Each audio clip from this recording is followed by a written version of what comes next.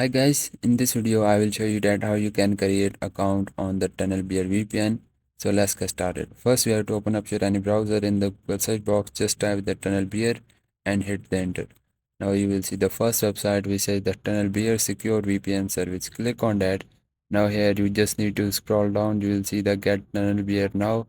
So you need to just simply download it. Then click on the login option you are seeing on the top. Now here you have to just simply click on the sign up option you are seeing here. Now here you have to just simply give your email address and then you have to just simply give your password.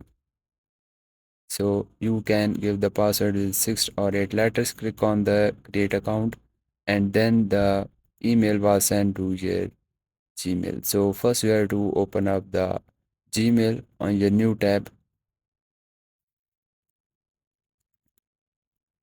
So guys, once you open it, click on the first email of TunnelBear, just scroll down and then simply click on the verify my account.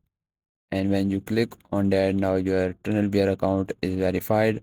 So you need to just simply install it into your PC and then just simply open it.